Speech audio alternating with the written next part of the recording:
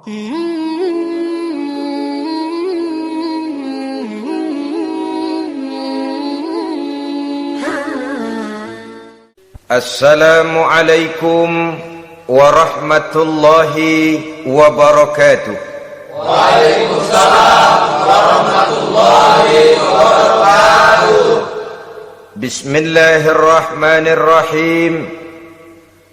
Alhamdulillahi rabbil alamin. Wal aqibatu lil muttaqin. Wala udwana illa 'alal zalimin.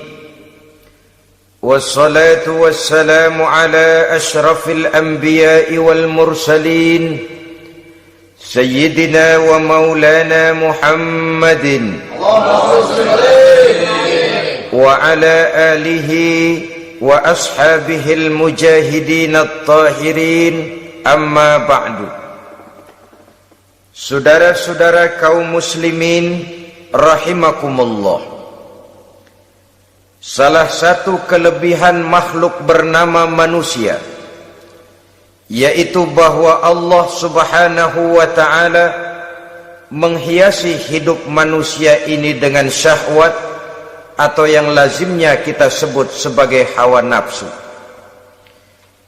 Inilah tenaga yang merupakan daya dorong yang melahirkan dinamika dalam kehidupan manusia, yang menyebabkan terus-menerus terjadinya perkembangan dalam sejarah peradaban dan kehidupan manusia. Hawa nafsu bisa melambungkan seseorang kepada puncak kejayaan, dan hawa nafsu dapat menenggelamkan seseorang ke dasar jurang kehancuran yang paling dalam. Pada surah Ali Imran ayat 14, Allah subhanahu wa ta'ala berfirman, A'udzu billahi minasyaitonir rajim. Zuyyina lin-nasi hubbus syahawati minan nisa'i wal banin wal qanatiril muqantarati minadh dhahabi wal fiddah wal khaylil musawwamati wal an'ami wal harth.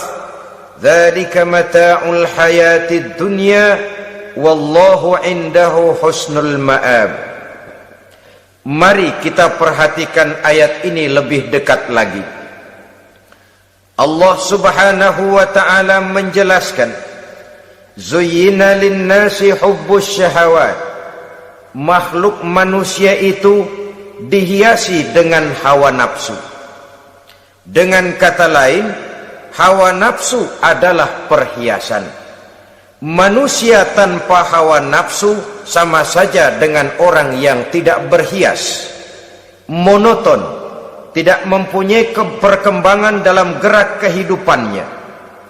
Tetapi kalau hawa nafsu adalah perhiasan, maka jika kita berbicara soal perhiasan, ada dua hal yang harus menjadi catatan pokok. Pertama, kapan satu perhiasan boleh kita pakai? Yang kedua, di mana perhiasan itu harus kita pakai? Kalau saudara berdandan rapi, pakai sepatu dengan kaos kaki, celana, jas, pakai dasi segala macam, tapi itu saudara lakukan pada saat saudara akan pergi ke WC, maka saudara sudah memakai perhiasan tidak pada waktu yang tepat. Begitupun sebaliknya, kalau jam tangan saudara pakai di kaki, kopiah saudara pasang di kaki, lalu sepatu naik ke atas jidat, maka saudara memakai perhiasan tidak pada tempatnya yang tepat. Demikian juga sifat yang bernama nafsu. Kapan dia boleh diperturutkan, di mana dia boleh disalurkan, adalah tugas daripada agama untuk mengatur syahwat atau hawa nafsu. Lihatlah kehidupan malaikat. Malaikat makhluk yang diciptakan Allah tanpa hawa nafsu. Maka kehidupan malaikat monoton. Malaikat tidak mempunyai peradaban dan kebudayaan. Malaikat adalah makhluk yang secara instinktif diciptakan untuk berbakti tidak punya alternatif atau pilihan lain. Saudara lihat, ada malaikat yang sejak diciptakan diperintahkan untuk sujud, sujud saja sampai sekarang enggak bangun-bangun. Ada malaikat yang sejak diciptakan diperintahkan untuk tasbih, tasbih saja, yang lain tidak. Ada malaikat yang sejak diciptakan diperintahkan mencabut nyawa, nyawa saja urusannya, yang lain tidak. Pekerjaannya monoton, tetapi memang karena tidak ada hawa nafsu, tidak ada kecenderungan malaikat untuk nyeleweng. Belum pernah kita dengar misalnya ada malaikat Jibril korupsi ayat. Ini kelihatannya ayat bagus ini, nggak usah disampaikan kepada bawahan Muhammad, dipakai sendiri saja. Tidak. Kita belum pernah dengar malaikat maut keliru mencabut nyawa orang yang belum waktunya modar. Belum pernah. Malaikat itu ibadun mukramun, la ya'sunallaha fima amarahum wa yaf'aluna ma yu'marun. Maka kehidupan malaikat adalah monoton. Dinamika tidak ada, peradaban dan kebudayaan juga tidak ada. Andai kata bumi dan seluruh isinya diserahkan kepada malaikat untuk mengisinya, barangkali saudara tidak akan pernah kenal jembatan Semanggi, saudara tidak akan pernah kenal Monas, gedung-gedung bertingkat, gedung-gedung pencakar langit. Semua yang menggerakkan itu adalah karena manusia mempunyai hawa nafsu. Nah, kemudian pada kalimat berikutnya Allah memberikan rincian. Apa nafsu kepada apa yang paling menonjol dalam kehidupan manusia itu? Pertama, minan nisa, hawa nafsu kepada perempuan. Ini tentu yang ditujukan laki-laki. Dimanapun saja makhluk bernama laki-laki, kalau dia normal, tidak impoten, mesti suka kepada perempuan. Itu wajar, bin pantas alias normal. Tetapi tadi saya katakan di awal, nafsu kepada perempuan adalah perhiasan. Kapan makainya, di mana makainya, itulah tugas agama memberikan tuntunan dan aturan. Saudara-saudara kaum muslimin rahimakumullah, nafsu kepada wanita dapat mengantarkan seseorang kepada puncak kejayaan, tapi nafsu kepada wanita bisa menenggelamkan seseorang ke jurang kehancuran. Bergantung kepada latar belakang apa yang mendorong timbulnya syahwat tadi. Dengan kata lain, motivasi syahwat tadi digerakkan oleh iman dan ketakwaan, atau semata-mata karena memang syahwat yang merupakan kendaraan iblis. Penyelewengan pertama yang terjadi dalam sejarah kehidupan manusia adalah penyelewengan yang dilakukan oleh Nabi Adam alaihi salam pada saat ia memetik buah khuldi. Kenapa itu dilakukan oleh Nabi Adam? Karena terdorong oleh rasa sayang dan cinta kepada istrinya Hawa. Sebenarnya Hawa lah yang merajuk, Siti Hawa lah yang membujuk, dan Nabi Adam oleh karena syahwatnya kepada istrinya memperturutkan bujukan Siti Hawa itu. Peristiwa Nabi Adam ribuan tahun yang lalu akan terus relevan sampai ke zaman kita sekarang ini. Berapa banyak orang-orang yang karena terlalu ingin menyenangkan istrinya, lalu tidak segan-segan melakukan perbuatan-perbuatan yang menyimpang, baik itu merugikan orang lain, merugikan masyarakat, bahkan merugikan bangsa dan negaranya. Seorang pedagang tidak akan segan-segan menipu. Sebaliknya pun begitu. Tidak jarang wanita di dalam kelemahannya bisa menenggelamkan dunia. Seorang suami yang jujur, polos, lugu, sederhana bisa jadi koruptor ulung karena didorong-dorong oleh istrinya. Istrinya barangkali bisa saja dibakar-bakar oleh tetangganya. Suaminya jujur, sederhana, kepala bagian, tempatnya basah tapi melarat. Istri rupanya tidak sabar melihat gaya hidup yang makin konsumtif, persaingan yang makin tajam. Suaminya dikipas-kipasin. Kata istrinya, bang, tetangga sebelah kita lakinya pegawai kecil, bang, tapi gelangnya kayak pelek beca. Abang ini kepala bagian tidak bisa membelikan saya macam itu, percuma lah. Kata suaminya, ya bagaimana bu, gaji saya cuma segitu-gitunya. Ya namanya kepala bagian, apaan, kayak sabet dulu. Kalau sudah berpikir ke arah ini, artinya sudah ngipasi suaminya untuk melakukan tindakan yang tidak wajar. Saudara-saudara kaum muslimin rahimakumullah, sejak zaman klasik sampai kepada zaman kita sekarang ini, kita melihat kecenderungan syahwat kepada wanita ini. Julius Caesar yang katanya gagah perkasa, ternyata tunduk di bawah kaki Cleopatra. Napoleon Bonaparte, the Lion of Europe, singa daratan Eropa, luas kekuasaannya, gagah perkasa tentaranya, kepada siapa dia tunduk? Ke bawah kakinya Margaret Josephine. Demikianlah di zaman kita sekarang, kita melihat di Jepang, betapa Perdana Menteri Uno didesak mengundurkan diri dari jabatan Perdana Menterinya oleh karena terlibat skandal dengan geisha. Kita juga melihat di Amerika betapa Senator Gary Hart dari Partai Demokrat yang masih muda, jenius, diharapkan masa depan Amerika lahir dari tangannya, terpaksa mengundurkan diri dari calon presiden oleh karena terlibat skandal dengan Donna Rice. Kita juga menyaksikan betapa parlemen dan kabinet di Inggris sempat geger oleh karena skandal Pamela Bordes, pelacur kelas kakap yang melanglang buana mencari sasaran-sasaran kakap. Ini adalah kisah kejatuhan yang diakibatkan oleh hubbus syahawat minan nisa. Oleh karenanya benar jika Nabi kita menyatakan an-nisa'u imadul bilad, wanita adalah tiang negara. Jikalau baik wanita, baik negara. Jikalau rusak wanita, hancur negara. Kalau syahwat kepada wanita cuma semata-mata karena syahwat, maka seorang laki-laki akan memandang wanita cuma sekedar alat pemuas hawa nafsu. Nilainya rendah.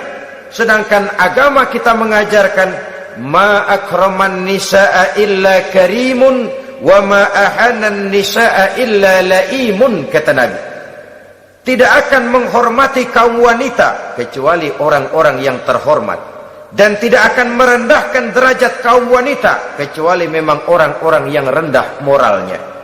Dengan kata lain, apabila syahwat minan nisa ini dilandasi dengan semangat iman dan ketakwaan, maka kehidupan Rasulullah sallallahu alaihi wasallam sungguh menjadi figur dan contoh dalam kehidupan kita. Perkawinannya bukan karena wajah yang cantik semata-mata, tapi lebih merupakan nilai ibadah kepada Allah Subhanahu wa ta'ala. Dengan demikian, kecenderungan kepada hubbus syahawat minan nisa dikontrol oleh nilai iman. Barometernya, tolok ukurnya adalah iman. Di zaman sekarang banyak kasus kawin campur yang pada akhirnya akan membingungkan kita sendiri. Padahal Al-Quran secara jelas dan tegas memberikan bimbingan. Orang itu kalau sudah, kata Imam Syafi'i, wa ainur ridha an kulli aibin kalilatun kama anna aina suhti tubdil masawiya.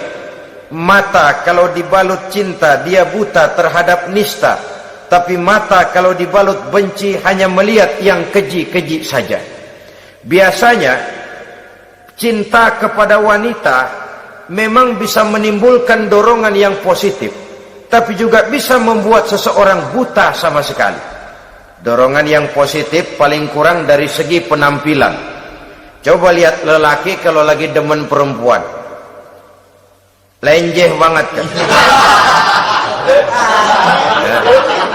Sisiran rambutnya rapi, teriskaan bajunya lancip, sepatunya mengkilat, kantong celananya tebel, perkara anduk isinya bukan soal. Yang penting kan gaya. Lalu dinamis, kreativitasnya ada saja timbul. Tapi pada sisi lain, jikalau orang sudah kehilangan pertimbangan, juga kadang-kadang tidak segan-segan mengorbankan akidah, mengorbankan nilai-nilai iman. Padahal ini taruhan utama, sampai Quran dengan tegas memberikan peringatan. Wala ammatun mu'minatun khairun min musyrikatin walau a'jabatkum. Perempuan budak yang hitam legam, kalau beriman itu lebih baik untuk dinikahi daripada wanita cantik berkulit kuning langsat tapi musyrik. Lebih baik budak yang hitam legam beriman daripada wanita cantik berkulit kuning langsat berhati bangsat. Tapi kita kadang kehilangan pertimbangan. Karena agama, karena cinta agama digadaikan, karena cinta akidah terjual, karena cinta keyakinan jadi korban. Ini semua penyakit yang datang dari hubbus syahawat minan nisa, kecenderungan mengumbar nafsu kepada perempuan. Ini memang perhiasan, tapi bisa juga jadi bumerang dalam kehidupan manusia. Berapa banyak penyelewengan terjadi karena pengaruh wanita yang tidak bisa jadi bisa. Ini pengaruh di dalam kehidupan memang sedemikian besarnya, sehingga saudara-saudara kaum muslimin, inilah yang perlu dikendalikan dalam kehidupan, kapan dan di mana. Kalau nafsu adalah perhiasan, kapan dan di mana perhiasan itu harus kita pakai, di mana dia harus kita tempatkan. Begitu juga yang menyangkut soal perempuan. Kapan? Ya kapan tentu kalau sudah nikah. Di mana? Yang jelas bukan di depan umum.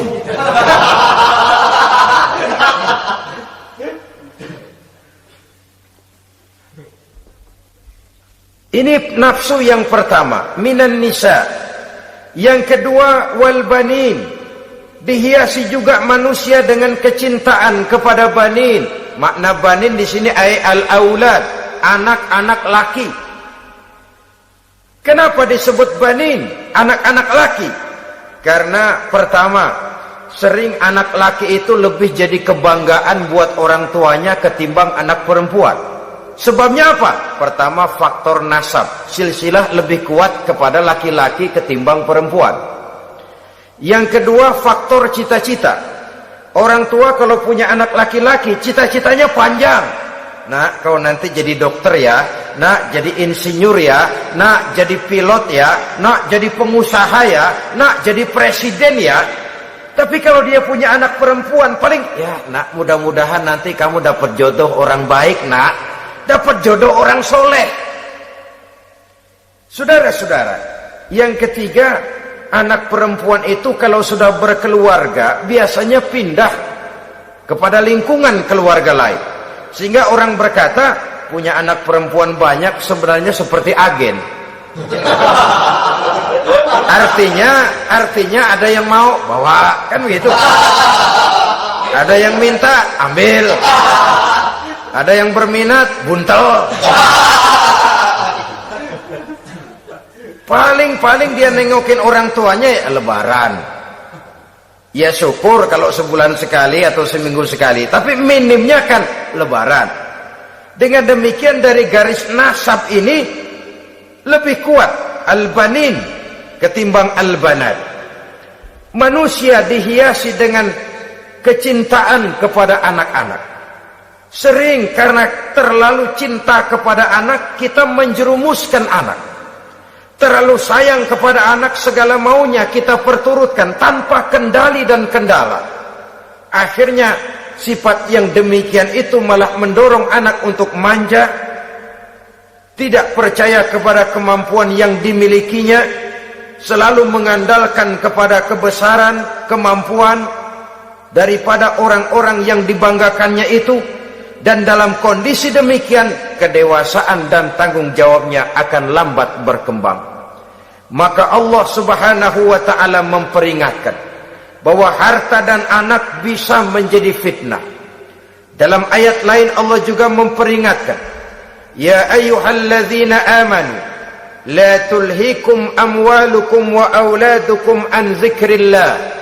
Wahai orang-orang yang beriman, jangan sampai hartamu dan anak-anakmu memalingkan kamu daripada mengingat Allah. Jangan sampai kesibukanmu kepada anak dan harta benda menyebabkan kamu sampai lupa mengingat Allah Subhanahu wa ta'ala. Berapa banyak manusia yang tenggelam dengan melupakan Allah, jauh dari agama, jauh dari tuntunan syariat, oleh karena disibukkan oleh persoalan anak dan persoalan harta benda. Maka satu-satunya jalan, jikalau kita tidak ingin anak kita sampai memalingkan kita daripada mengingat Allah, nilai-nilai keimanan harus ditanamkan kepada mereka sedini mungkin. Dengan bekal ini, maka mereka, anak-anak kita, insya Allah tidak akan membuat kita orang-orang tua ini berpaling daripada mengingat Allah, berpaling daripada kehidupan beragama. Memang karena anaklah kita orang tua peras keringat banting tulang, pergi pagi pulang sore cari nafkah. Karena anaklah kita orang tua, kepala jadi kaki, kaki jadi kepala. Asal mereka bisa menikmati hari depan yang lebih baik dari yang kita nikmati sekarang ini. Tapi berapa banyak juga orang-orang tua yang tidak sadar akan amanah berupa anak ini. Mereka lalai, mereka bersikap masa bodoh, padahal tidak akan ada yang tidak dipertanggungjawabkan di hadapan Allah Subhanahu wa ta'ala. Orang tua bisa mendapat pensiunan pahala kalau anaknya tumbuh menjadi anak yang soleh. Tetapi orang tua pun bisa saja masuk neraka karena anaknya menjadi anak yang kurang ajar dan orang tuanya sama sekali tidak pernah memberikan pendidikan yang sebagaimana mestinya.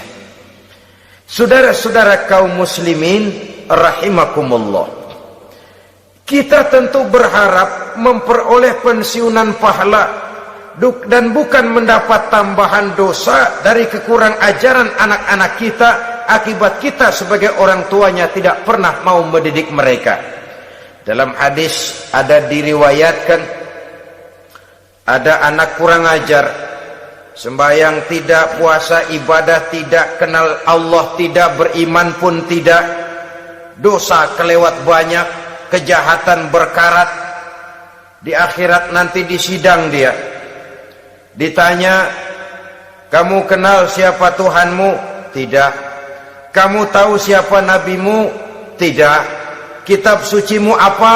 Tidak tahu. Kiblatmu di mana? Tidak ada. Kamu sholat? Tidak pernah. Kamu puasa? Tidak pernah. Wah, kalau begitu kamu rusak sekali, kamu neraka. Anak ini mengajukan protes. Saya menuntut keadilan. Benar saya tidak kenal siapa Tuhan saya. Saya tidak tahu apa kitab suci saya. Saya tidak pernah mendirikan sholat, tidak pernah melaksanakan puasa. Pendeknya tidak ibadah dan tidak iman. Tapi semua itu terjadi sebab-sebabnya tidak lain karena orang tua saya tidak pernah mendidik dan mengajarkan saya. Orang tua saya tidak pernah mengarahkan saya ke jalan itu. Sampailah saya seperti keadaan yang sekarang ini. Orang tua saya enak-enakan ngaji, saya teler diantepin aja. Orang tua saya memegang kitab, saya megang botol. Dia tahu, dia diam saja. Dia tahu dan dia tidak memberikan peringatan. Karena orang tua saya lah, maka saya jadi seperti sekarang ini. Kalau saya harus masuk ke dalam neraka, saya menuntut keadilan agar orang tua saya juga ikut bersama saya gabung ke dalam neraka. Orang tuanya yang baik-baik dipanggil, sudah mau berangkat ke surga nih orang tua, dipanggil, "Ntar dulu mas, ini dulu." "Mau kemana? Gancang banget." "Surga pak." "Nanti dulu, urusan belum beres." "Ini benar anakmu ini?" Dilihat anaknya, iya anak saya ini. Waktu di dunia nggak pernah diajarin ngaji, nggak pernah. Sampai dia nggak kenal Tuhannya, nggak kenal nabinya, nggak kenal kiblatnya, nggak kenal kitabnya. Iya. Dia sembahyang, kamu dia nggak sholat, kamu diemin aja. Iya kali. Kenapa pakai kali? Yang benar ngomong. Ramadan dia nggak puasa, kamu nggak tegur, kamu diam saja. Iya. Wah, kamu nggak tanggung jawab. Kamu tahu anak itu adalah amanah. Menyia-nyiakan amanah adalah khianat. Khianat adalah dosa besar. Jadi bagaimana saya? Ya kamu gabung sama anakmu, join ke neraka berdua bareng. Lantaran kamu tidak mau mendidik mereka, anak-anakmu, maka jadilah anak-anakmu seperti sekarang ini. Saudara-saudara kaum muslimin rahimakumullah.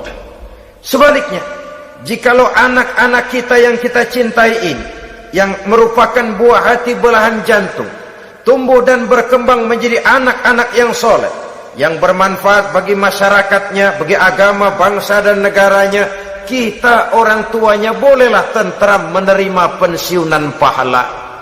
Menerima pensiunan pahala dari kesolehan anak yang ditinggalkannya. Alangkah nikmatnya mendapat pensiunan pahala. Terbaring kita di bawah pohon kemboja, nilai kebaikan kita dikenal orang, nama kita akan tetap hidup.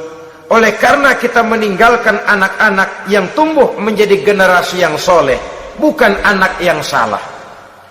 Oleh karenanya, kecintaan kepada anak jangan sampai membuat kita lalai dari mengarahkan mereka kepada kehidupan beragama.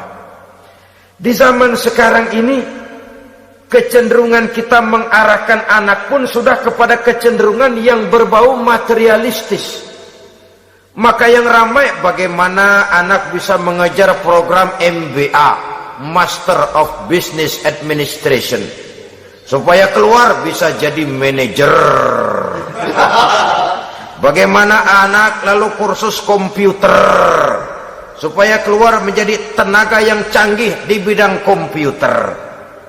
Ya, kalau dia perempuan cantik, bagaimana dia bisa masuk akademi sekretaris and management, supaya bisa jadi sekretaris. Atau bagaimana dia bisa masuk sekolah nyanyi, supaya nanti jadi penyanyi dengan tarik suara, uang lalu mengalir ke dalam kocek jutaan nilainya. Maka yang ramai pun hal-hal yang semacam itu. Dalam pada itu, pengajian, kursus-kursus keagamaan, studi-studi klub yang membicarakan masalah-masalah agama, ramainya kadang-kadang kalau bulan Ramadan, dianggap training center. Ya lumayan, daripada tidak sama sekali mah lumayan. Tapi dengan demikian ini kan merupakan bagian terpokok dari kehidupan manusia. Alangkah idealnya jika dia mengantongi gelar MBA, Master of Business Administration, tapi punya nilai iman yang tangguh, ahli komputer tapi punya keyakinan beragama yang mantap. Dan ini harus ditanamkan lebih dahulu sebelum dia menguasai disiplin ilmu yang lainnya. Saudara-saudara kaum muslimin rahimakumullah, kecintaan kepada anak-anak sering mendorong seseorang untuk menimbulkan sifat nepotisme. Segalanya serba garis keturunan. Sejak ia jalur birokrasi sampai ke dalam kehidupan sehari-hari, nepotisme ini bisa terlihat. Orang kehilangan kondisi objektivitasnya. Mampu atau tidak soal lain. bidangnya atau tidak bukan soal. Yang penting masih ada hubungan keturunan. Maka timbullah tumpang tindih untuk sesuatu pekerjaan yang tidak sesuai dengan kemampuan dan keahliannya. Di desa-desa kita melihat masjid, ketua masjid bapaknya, bendahara anaknya, sekretaris mantunya, Bilal besannya, kolbeduk engkongnya. Pokoknya asal masih ada garis keturunan, masuk, tidak minggir. Ini pada akhirnya kurang menciptakan pemerataan kesempatan. Iyalah kalau profesinya, tapi kan jarang yang demikian itu. Kita boleh cinta kepada anak-anak kita, tapi jangan lalu mempergunakan posisi yang kebetulan kita gunakan untuk menempatkan anak-anak kita lebih dari kemampuan yang mereka miliki. Nepotisme yang lahir, sehingga ini bukan saja tidak mendidik, tapi mengakibatkan terjadinya tumpang tindih. Tidak lagi berprinsip the right man on the right job, bahwa orang harus ditempatkan sesuai dengan keahliannya, tapi kita sudah berpikir subjektif, ahli atau tidak ahli, asal masih berbau keturunan, ayo silakan. Nepotisme yang akan lahir. Oleh karenanya, mencintai anak adalah sesuatu yang merupakan perhiasan di dalam kehidupan. Wajar, tetapi harus kita menempatkannya sesuai dengan semestinya. Ini yang kedua. Yang ketiga, nafsu yang menghiasi hidup manusia itu adalah nafsu kepada wal qanatiril muqantarati minadz zahabi wal fiddah. Al-qantarah ay al-malul katsir. Kecintaan, kesenangan, nafsu kepada harta benda yang banyak daripada emas dan perak. Ini tentu sesuai dengan situasi dan kondisi. Kecintaan untuk mengumpulkan harta benda yang sebanyak-banyaknya, baik itu berupa emas, baik itu berupa perak. Ini cuma penyebutan beberapa jenis dari kecenderungan manusia kepada harta benda. Bukankah sering dikatakan orang bahwa manusia di dalam berhadapan dengan harta itu seperti meminum air laut. Makin diminum, makin kering tenggorokan, makin haus kita dibuatnya. Apabila watak ini kita perturutkan, maka manusia tidak akan pernah kenal puas, tidak akan pernah kenal cukup. Nabi kita memberikan peringatan, "Lau anna libni Adam wadiyani min zahabin labtagha lahuma thalisan wa la yamla'u jawfa ibni Adam illa turab." Andai kata manusia mempunyai dua buah ladang yang seluruhnya berisi emas, akan puaskah manusia? Tidak, mereka akan cari ladang emas yang ketiga. Wala yamla'u jawfa ibni Adam illa turab. Sungguh mulut manusia ini tidak akan pernah penuh terisi kecuali kalau sudah disumpal dengan tanah. Artinya kalau sudah dia dipendam di liang lahat baru cukup. Tetapi sepanjang dia masih bergerak, masih hidup dan bernyawa, masih bisa berusaha dan berbuat, dia tidak akan pernah mengenal puas. Ini akan mendorong manusia terjebak kepada menghalalkan segala cara untuk mencapai tujuan. Yang penting kaya, kan begitu. Dan cepat. Sebab sekarang orang sering motong kompas. Yang penting kan cepat kaya. Soal cara, kalau jujur aja mah, sampai kapan mau kaya? Perkara itu renten, bukan soal. Perkara itu judi, tidak jadi masalah. Perkara itu korupsi, menyangkut hak orang banyak, bukan soal. Yang penting cepat kaya. Dan anehnya lagi, tidak malu menumpuk kekayaan dengan cara yang tidak wajar. Ya kan orang hidup bermasyarakat tuh bisa dianalisa tuh. Emang usahanya apa sih? Gajinya sebulan berapa sih? Kok bisa gitu-gitu bener sih? Dari mana sih? Secara langsung orang tidak berani bertanya, tapi dari mulut ke mulut akhirnya tersebar jadi rahasia umum. Si Ano kan punya ano, dia anonya seano.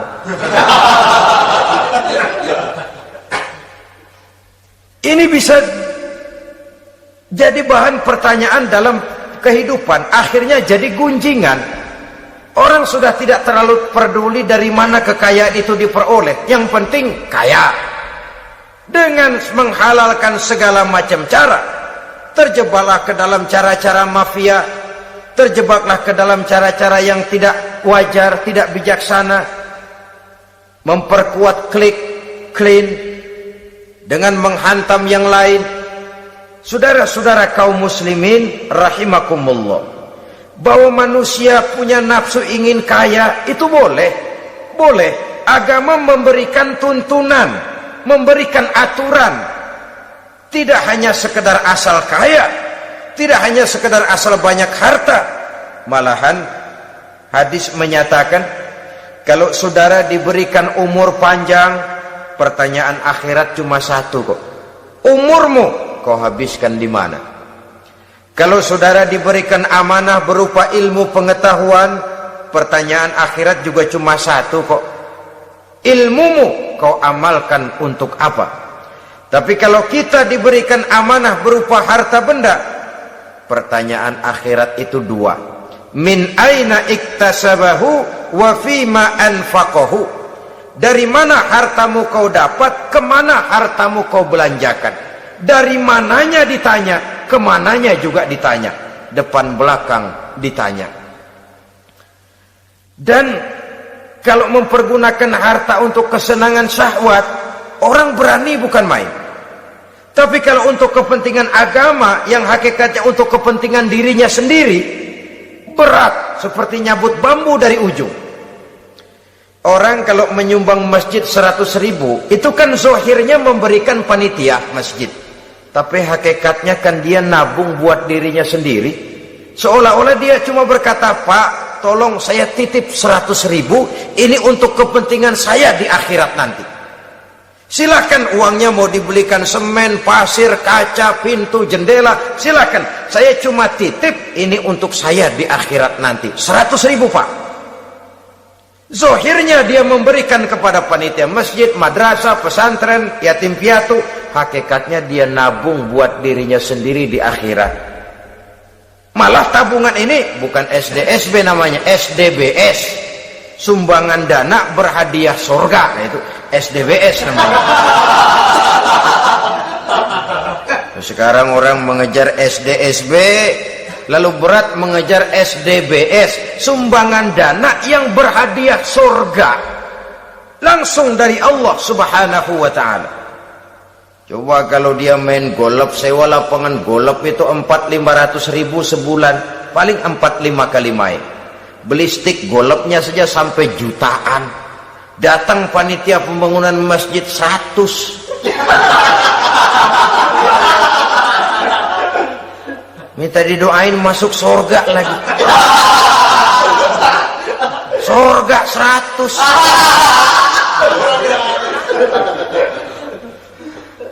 Saudara-saudara kaum muslimin rahimakumullah, kecintaan kepada harta benda yang banyak, baik berupa emas, berupa perak, mendorong orang untuk berlomba-lomba yang Allah peringatkan dalam Al-Quran, alhaakumut takatsur hatta zurtumul maqabir.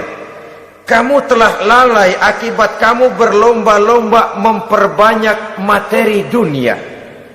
Hatta zurtumul maqabir, sampai kamu dekat masuk ke liang kubur, baru rupanya sadar bahwa perlombaan ini tidak akan pernah sampai ke garis finish. Betapapun jauhnya rally Paris-Dakar, garis finishnya ada. Betapapun hebatnya medan yang ditempuh, buasnya gurun pasir Afrika, garis finishnya pasti ada. Itu kan rally yang terbuas di dunia katanya, Paris-Dakar. Tapi garis finishnya ada.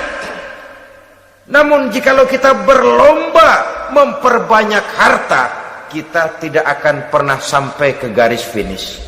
Yang kecil-kecilan aja dah. Kalau orang ditanya, kamu kenapa sih belum mau sembahyang? Ya bagaimana mau sembahyang Pak, tinggal di Jakarta masih kontrak. Saban habis tahun diubur-ubur yang punya rumah. Kalau punya rumah sendiri walaupun kecil-kecilan, saya mau ibadah Pak. Ya, diberikan rezeki oleh Allah, bisa bikin rumah walaupun kecil-kecilan. Belum juga mau sembahyang. Kok belum juga sembahyang? Iya Pak, rumah emang udah punya sendiri, cuman kecil Pak. Atasnya atap, kalau hujan aja bocor. Kalau bisa bikin rumah yang permanen Pak, tenang, saya ibadah, sembahyang saya rajin. Iyalah, diberikan rezeki bisa bikin rumah permanen, bagus rumahnya. Lain lagi, iya, rumah sudah permanen, tembok, ubin, cuman isinya belum ada Pak, perabotannya. Duh. Kalau punya peralatan rumah tangga yang memadai, tenang, saya ibadah. Diberikan juga rezeki bisa beli perabotan rumah tangga yang lumayan.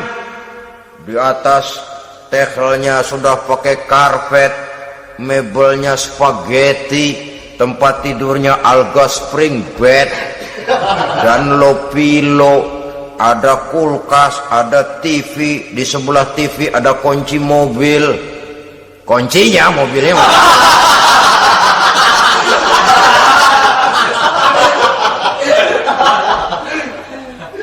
bagaimana? Sekarang sudah cukup perabotan? Perabotan sudah ada Pak, cuman kendaraan belum punya ini. Kemana-mana masih ngukur jalanan aja. Kalau punya kendaraan enak, kemana-mana cepet Pak, mau ke masjid juga getap dah, rajin. Diberikan rezeki bisa beli kendaraan. Lain lagi nanti, sudah punya sepeda, pengen punya motor, kepengen punya mobil, kepengen punya pesawat terbang, pengen punya kapal induk. Sudah punya kebun, pengen beli sawah, sudah punya sawah, pengen punya gunung, sudah punya gunung, laut diborong. Perlombaan materi tidak akan pernah membawa kita ke garis finish, karena sifatnya sangat abstrak, bahkan akan mendorong kita seperti gurita, cenderung kepada penyakit tamak bin rakus alias serakah. Dengan demikian saudara-saudara, bahwa kecintaan kepada harta merupakan nafsu, dan nafsu itu adalah perhiasan, dia bisa menjadi daya dorong positif. Kalau dalam upaya memperoleh harta itu kita tidak akan keluar dari tujuan keridhaan Allah. Saya cari nafkah, tapi yang Allah ridho. Saya ingin kaya, tapi dengan cara yang Allah ridho.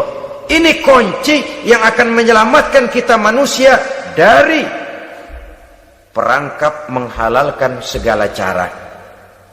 Ini yang ketiga. Yang keempat, dihiasi manusia itu dengan nafsu kepada wal khailil musawwamah, kuda yang bagus, kendaraan yang bagus, kuda yang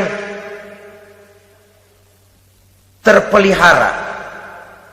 Al-musawwamah ada yang mentafsirkan ar-ra'iyah.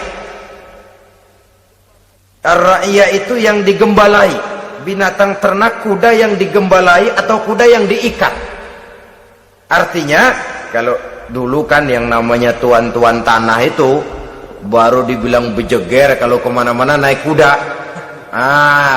Jet set zaman dulu itu udah kelompok jet set, itu kendaraan. Kalau sekarang baby benda, dulu mah kuda band.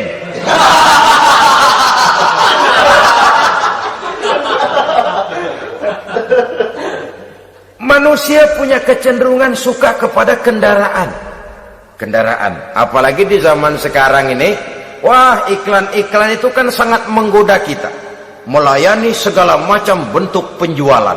Nah, ini lalu terangsang biar duit cekak. Kalau udah ngebaca itu, wah, berani banget dah.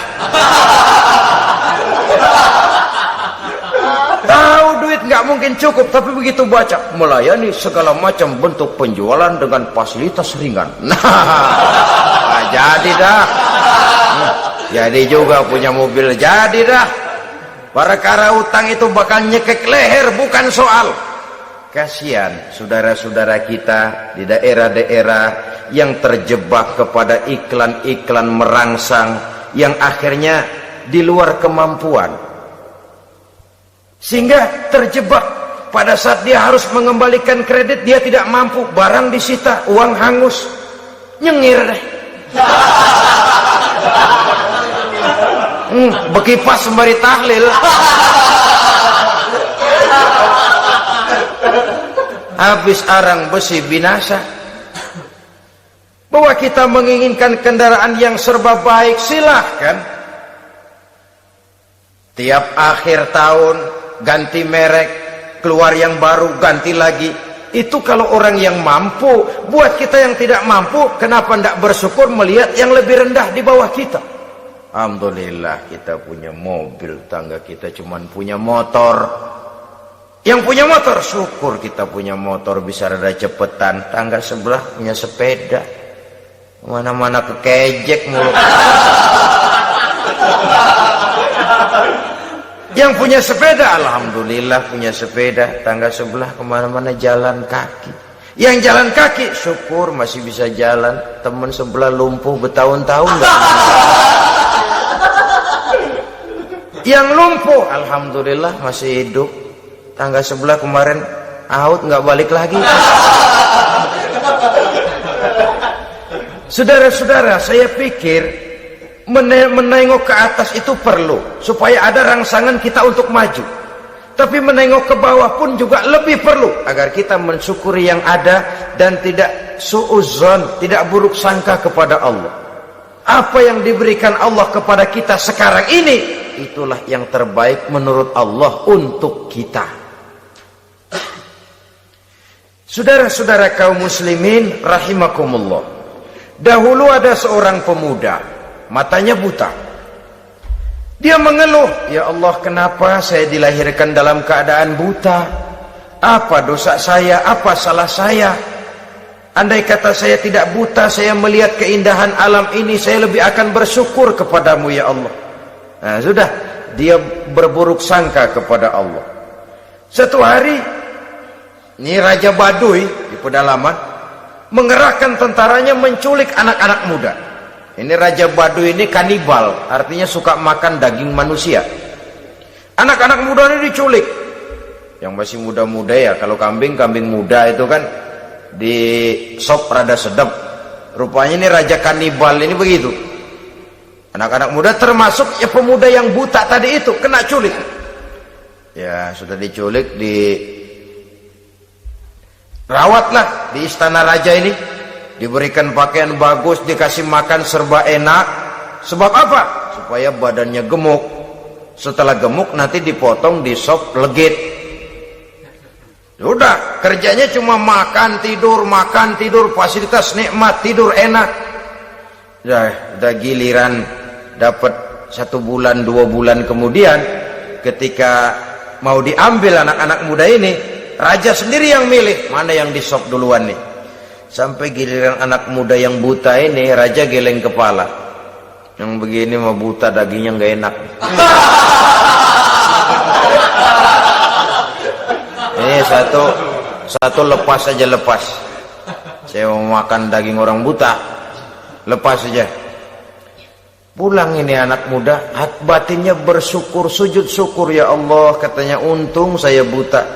Coba kalau saya nggak buta, udah habis saya disop. 2 bulan yang lalu dia mengeluh, ya Allah, kenapa saya dilahirkan dalam keadaan buta? Sekarang dalam pulang ke rumah, perjalanan menuju ke rumah, dia berkata, alhamdulillah, andai kata saya tidak buta, habis badan saya disop oleh raja yang kanibal tadi itu. Saudara-saudara kaum muslimin rahimakumullah. Jadi dengan demikian, pola hidup yang konsumtif sesungguhnya sangat tidak mendidik apabila dilatar belakangi oleh kemampuan yang tidak menunjang. Dengan demikian setidaknya mendidik orang untuk berkhayal. Anak-anak muda sama merek mobil ngerti banget dah, punya kagak?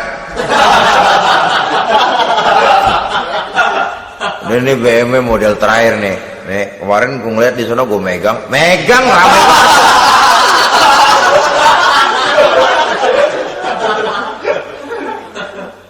Tulul amal ini kalau tidak diimbangi dengan saluran yang positif, dia akan terjebak kepada penyakit tulul amal, panjang angan-angan. Baiklah ya, wal khailil musawwamah. Yang keempat, yang kelima maksud saya, wal an'am, cinta kepada binatang ternak. Manusia ini kan punya kecenderungan macam-macam. Setelah rumahnya bagus, hartanya banyak, kendaraannya cukup, ingin beternak. Jadilah peternak. Ini kecenderungan manusia, wajar saja sepanjang didapat dan dilakukan dengan cara-cara yang wajar. Wal hars, dan tumbuh-tumbuhan, bertani, bersawah, berladang, itu merupakan kecenderungan daripada manusia. Keseluruhan itu kata Allah, kecintaan kepada wanita, kepada anak, kepada harta benda, kepada kendaraan, kepada binatang ternak, kepada tumbuh-tumbuhan, zalika, semua itu mata'ul hayatid dunya, merupakan kesenangan hidup dunia. Berapa lama kesenangan hidup dunia? Sebentar, seumur manusia. Seumur manusia. Bahkan kadang-kadang pada saat dia masih hidup pun orang tidak sepenuhnya sempat menikmati kesenangan hidup dunia. Apabila ajal datang, selesailah kehidupan dunia sampai di situ. Orang-orang kafir, buat mereka surganya di dunia ini. Bila kehidupan di dunia selesai, selesailah sudah surganya sampai di situ. Kesemua itu, janji kata Allah, merupakan kesenangan daripada kehidupan di dunia. Wallahu indahu husnul ma'ab, dan Allah mempunyai tempat kembali yang sangat baik. Nah, setelah Allah menjelaskan semua itu, pada ayat yang ke-15 Allah memberikan jalan keluarnya. Memperturutkan nafsu kepada wanita, anak-anak, harta benda, kendaraan, binatang ternak. Bijaksanakah itu? Dalam ayat ke-15 surah Ali Imran ini Allah memberikan penjelasan tuntas. Qul a'unabbi'ukum bi khairim min zalikum. Katakan kepada mereka Muhammad, maukah kamu aku beri kabar yang lebih baik dari semua itu? Lebih baik daripada kesenanganmu kepada wanita, kepada anak-anak, kepada harta benda, kepada kendaraan dan sebagainya. Mau kamu aku beritahu yang lebih baik daripada semua itu? Jawaban tentu mau. Kalimatnya bukan ukhbirukum, a'unabbi'ukum. An-naba itu berita yang besar. Lain dengan al-khabar, itu berita biasa saja. An-naba, sehingga pembawa berita disebut nabi. Dari naba, yanbi, pembawa berita yang benar. A'unabbi'ukum, maukah aku tunjukkan kepada satu berita yang benar-benar besar dan benar-benar lebih baik dari yang semua disebutkan tadi. Apa jalan keluarnya? Lillazina taqaw 'inda rabbihim jannatun tajri min tahtihal anhar. Bagi orang-orang yang bertakwa kepada Allah, mereka akan mendapatkan surga yang di bawahnya mengalir sungai. Khalidina fiha, mereka akan kekal di dalamnya. Wa azwajun mutahharah, dan mereka mendapat istri-istri yang suci. Waridwanum minallah, dan keridhaan daripada Allah subhanahu wa ta'ala.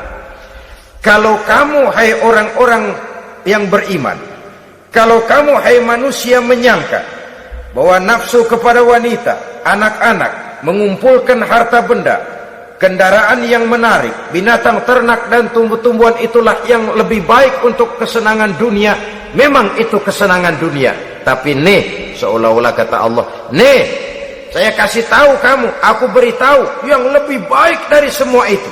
Apa? Takwa kepada Allah.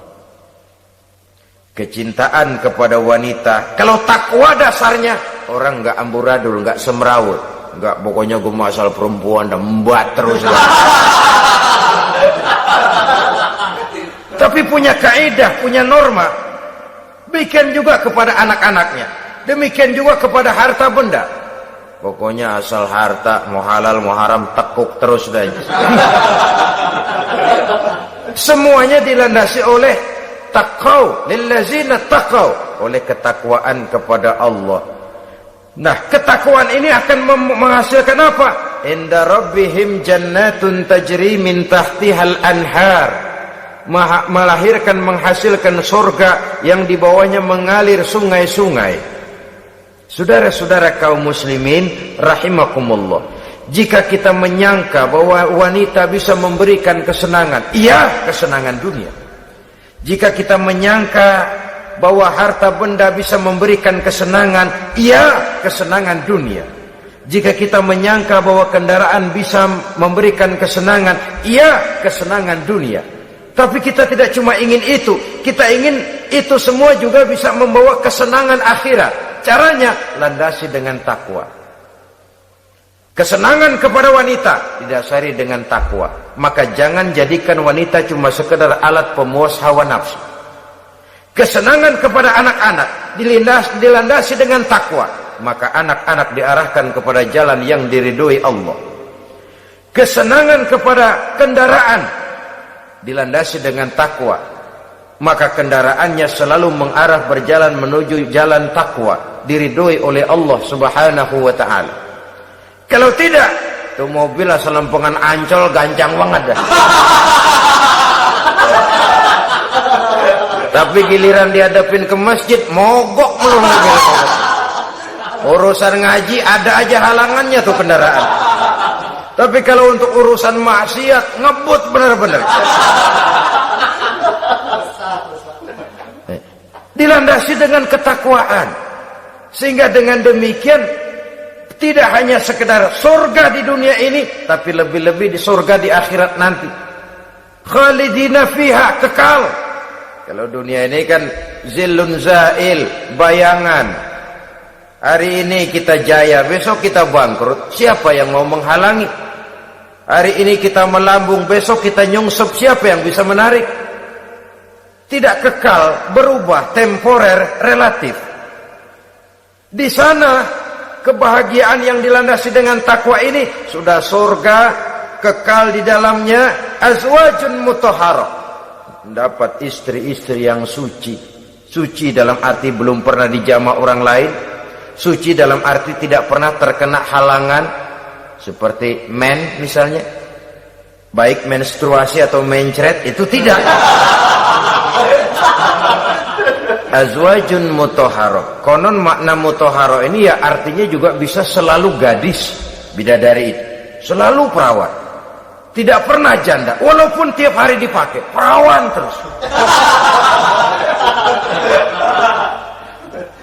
Dan yang lebih penting, waridwanum minallah, mendapat ridho dari Allah Subhanahu wa ta'ala. Jadi hawa nafsu dengan motivasi takwa, itulah sesungguhnya yang dikehendaki oleh Ali Imran ayat 14 dan 15 ini.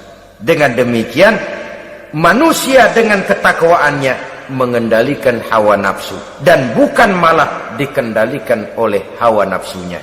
Sehingga dengan demikian seluruh fasilitas yang dimilikinya, baik itu berupa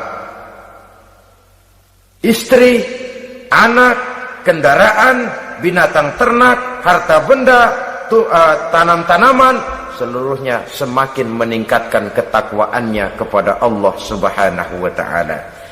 Mudah-mudahan kita bisa mencapai tingkat ini, di mana kita hidup mampu dan sanggup mengendalikan nafsu, bukan malah dikendalikan oleh hawa nafsu.